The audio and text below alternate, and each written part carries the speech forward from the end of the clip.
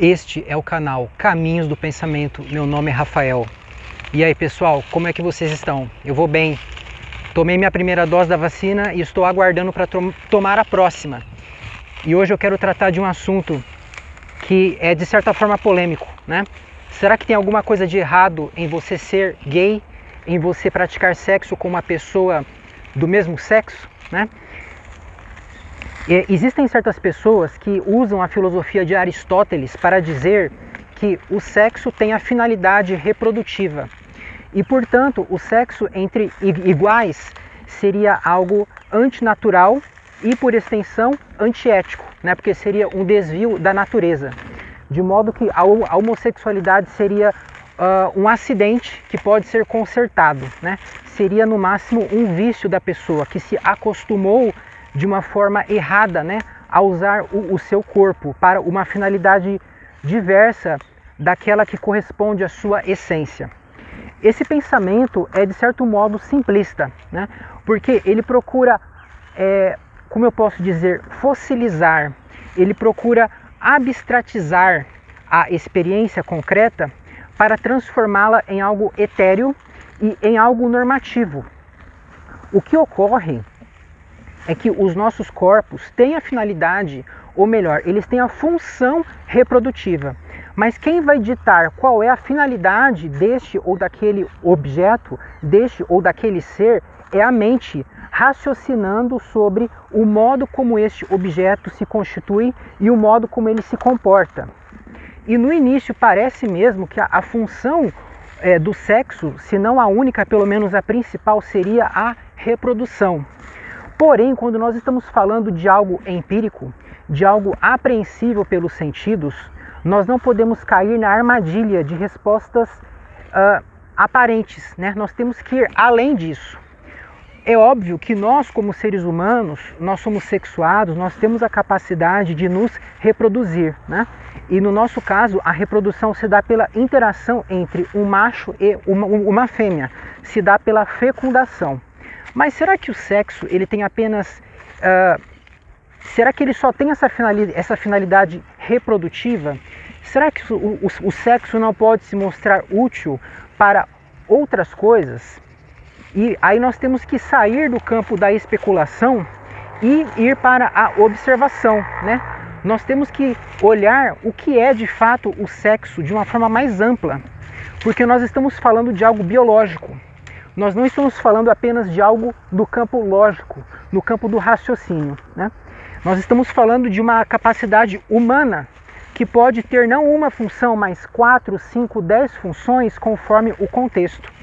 E se a gente observar a biologia, o sexo de fato ele não tem a finalidade única de reprodução. A reprodução já existia antes do sexo, né? Ela era pelo meio da divisão da célula, né? A célula ela se dividia sem a necessidade da mistura de material genético.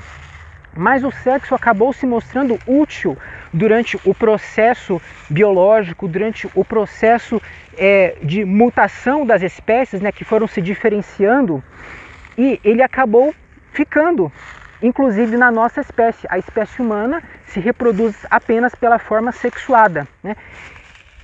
E uma vez que nós somos seres humanos, que podemos raciocinar, nós que podemos construir a nossa vida de uma forma diversa daquela indicada pelos nossos instintos, nós podemos e devemos pensar se o sexo deve ficar limitado à sua função reprodutiva, né? Eu estou aqui em um ambiente teoricamente natural, porém esses óculos foram fabricados por seres humanos que manipularam os elementos, tirando eles daquela suposta função natural que eles tinham na natureza, né? Esse metal aqui, ele não veio pronto, mas foi a mão do homem e a criatividade humana que tornaram ele concreto. E o mesmo diz respeito a inúmeras coisas, inclusive este aparelho do qual eu estou falando. Nada disso é natural, tudo é artificial, né? E essas coisas se mostram benéficas para nós.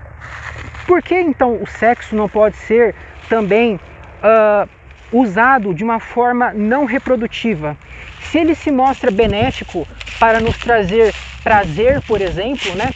Um prazer que não vai nos prejudicar, por que nós não podemos praticá-lo de uma forma meramente recreativa? né? Da mesma forma que nós praticamos muitas coisas que não são naturais, como por exemplo, nós pintamos os nossos cabelos, nós cortamos cabelos para enfeite, né? Às vezes a gente quer fazer um corte diferente apenas porque nós gostamos de ver aquele corte. Ou então nós podemos raspar as nossas cabeças porque nós queremos ficar carecas, por exemplo, nós queremos usar apenas boné, né? Nós queremos usar um cabelo vermelho, um cabelo verde. Qual é o problema em fazer isso? Qual é o problema em alterar esse objeto, né? E o sexo também, pessoal, a princípio poderia ser feito dessa forma, né?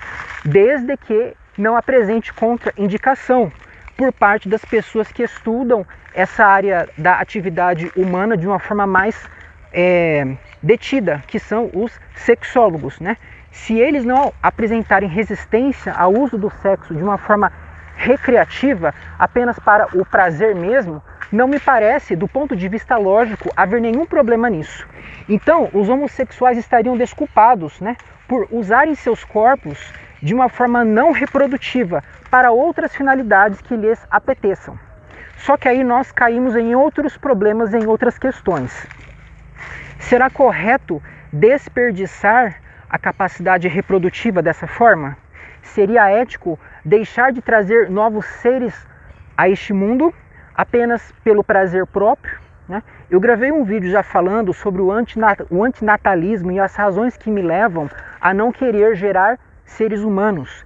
E essas razões se aplicam a todos os seres racionais, ao meu ver. Ou seja, todos os seres que pararem para pensar não vão encontrar razões sólidas para gerar filhos. As únicas razões são egoístas. Eu quero ter um filho, eu tenho esse sonho, eu me sinto bem e ponto final. Não tem uma justificativa para isso, sendo que o ato de gerar filhos é muito arriscado e parece até mesmo ser injusto, né?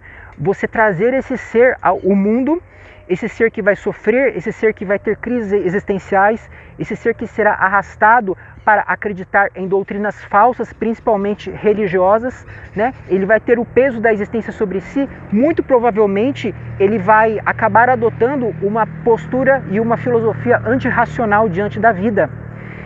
E o ideal me parece ser cuidar dos seres que já existem, nós deixarmos filhos intelectuais, né?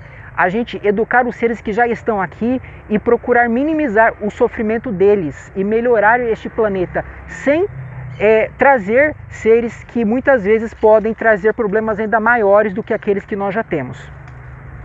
Mas, de qualquer forma, pessoal, o fato de nós termos a capacidade reprodutiva não me parece indicar que nós tenhamos o dever de usar essa capacidade reprodutiva, né? Pessoas, até mesmo conservadores, podem admitir que a sexualidade possa ser deixada de lado em prol de objetivos mais nobres ou tão nobres quanto a geração de filhos, né? Certas pessoas podem deixar de se casar e deixar de criar filhos, deixar de gerar filhos em razão de funções mais que ela considere mais importantes, como por exemplo, ela pode se dedicar a determinadas funções religiosas e na doutrina dela aquilo é mais importante que gerar um filho. Ela pode se dedicar a causas humanitárias, causas filantrópicas, etc. A pessoa que abdica da sua sexualidade, né, ela pode fazer isso considerando o seu contexto, considerando a sua vida, a sua experiência, considerando as suas expectativas para o futuro, e nada a obriga, no plano a priori, abstrato, a gerar filhos. Mas ainda que tudo isso fosse falso, ainda que eu estivesse errado nesse meu pensamento, o fato é que homossexuais geram filhos biológicos, né? Porque eles têm a capacidade reprodutiva. Muitos homossexuais decidem ter filhos. Dê um Google aí, pesquise, por exemplo, pelo Léo Áquila. Durante muito tempo ele se identificava como homem gay e ele era extremamente efeminado. De uns anos para cá ele começou a se identificar como mulher trans, né? Mas quando ele se reconhecia como homem gay, ele chegou a gerar um filho, né? Inclusive ele já gravou vídeos mostrando esse filho dele, que é um cara hétero, né? Que não tem nenhum trejeito efeminado. Mas o Léo Áquila, ele teve essa experiência como muitos outros que estão fora do padrão hétero também tiveram, né? Essas experiências de gerar filhos, seja por pressão da sociedade, seja por quererem se amoldar a um padrão imposto pelo seu contexto socio-religioso, ou seja por vontade própria. Existem gays que querem ter essa experiência de trazer um bebezinho com o seu rosto, né? E eles fazem isso. É claro que isso exige um esforço muito maior do que o hétero, né? Porque o gay não tem prazer na relação com uma pessoa de outro sexo. Mas se ele colocar a imaginação para funcionar e for com a pessoa certa, combinando isso, né? Muitas vezes é com um amigo ou com uma amiga, eles conseguem gerar filhos. Então cai por terra aquele argumento que a gente ouve tanto, de que se a gente levar somente homossexuais para uma ilha e voltarmos lá depois de 100 anos, estarão todos mortos, não vai ter nenhum ser humano. Isso não é verdade, né? Os gays se reproduzem, os gays têm filhos, sim. Isso acontece muito em igrejas conservadoras. Lá está cheio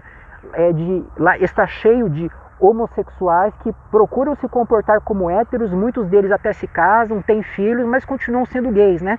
Eles escondem aquilo dentro deles mesmos e muitas vezes têm relações sexuais por fora, né, com pessoas do mesmo sexo. Isso é uma coisa extremamente comum. Eu duvido que tenha uma igreja com 500 membros que não tenha no mínimo uma pessoa nessa condição, né? Então, pessoal, no caso, eu não vejo a homossexualidade como uma coisa errada, não consigo encontrar argumentos por essas razões que eu citei. Não há uma obrigatoriedade de que nós pratiquemos sexo e que nós praticamos sexo com finalidade reprodutiva. E ainda que houvesse essa obrigação, a pessoa pode usar o seu corpo para um fim meramente recreativo, para sentir prazer, para satisfazer o seu desejo, sem necessariamente gerar filhos em todas as vezes que ela praticar sexo, né?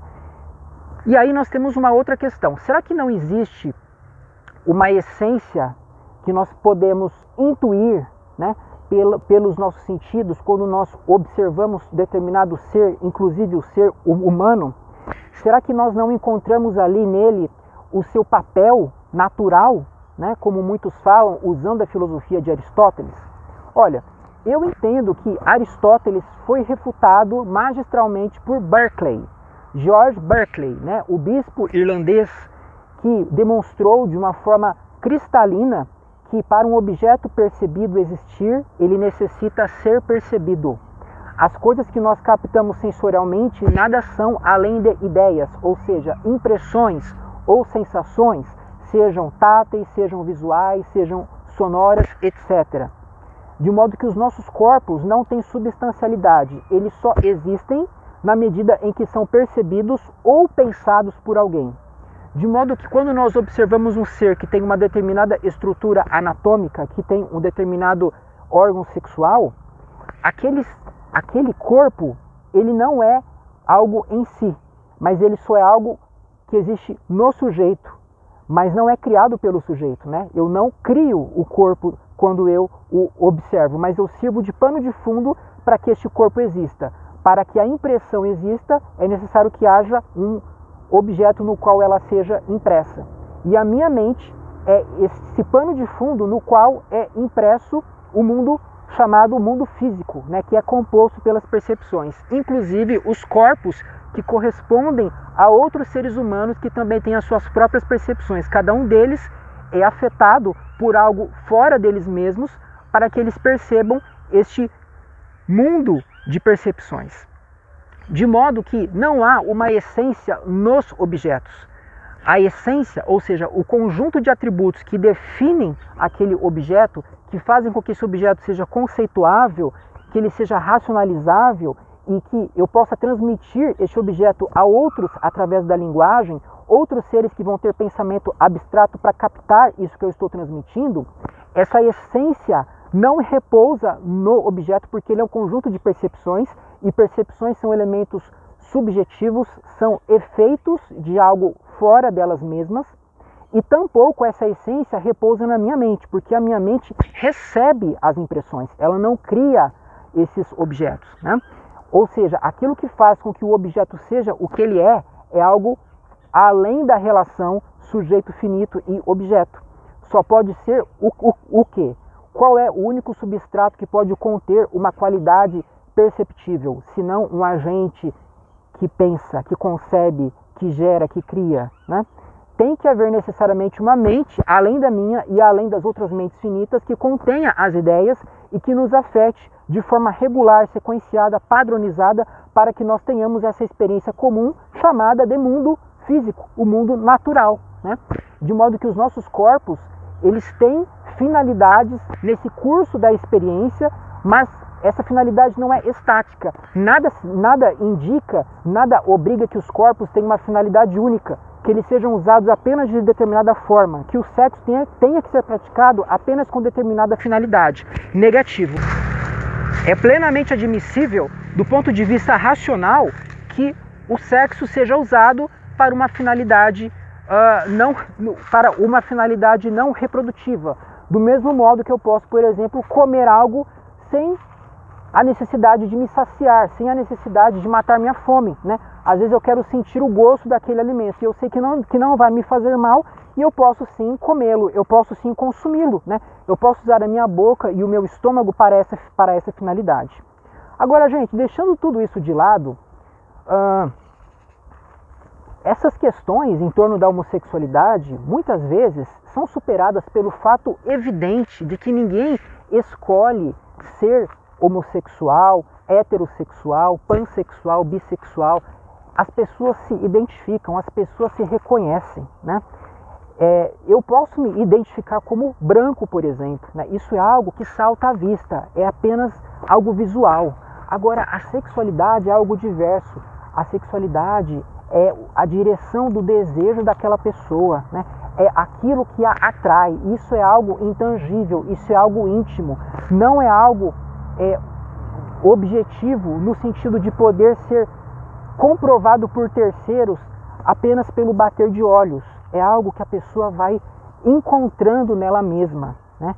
E isso é negado por muitas pessoas conservadoras que acham que a homossexualidade é uma prática. Não. A homossexualidade é um desejo. A pessoa pode ficar a vida inteira sem praticar sexo com ninguém e ser heterossexual, homossexual, bissexual, etc., né? Aquilo que ela vai encontrar conforme ela for experimentando, conforme ela for vivendo, conforme ela for se percebendo, conforme ela for refletindo.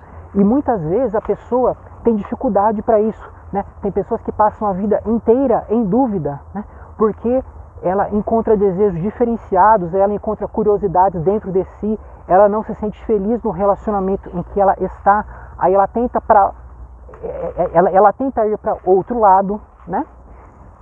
E não importa, na verdade, esses rótulos, né? Porque é como eu disse, nada determina que a pessoa seja isso ou aquilo, nada obriga que ela seja isso ou aquilo. Ela tem que experimentar, ela tem que viver, ela tem que ficar de cabeça fria e saber que se ela não está prejudicando a ela mesma, se ela não está causando sofrimento para si ou para terceiros, nada impede que ela busque essas experiências, né? E que ela encontre a sua felicidade, a sua satisfação em formas de ser diversas daquelas que foram impostas pela família, pela sociedade ou por sistemas religiosos que nunca têm base na razão, né? São sistemas baseados apenas em mitologia, sentimentos e palavras bonitas. Tá bom, pessoal? Por hoje era isso. Até a próxima.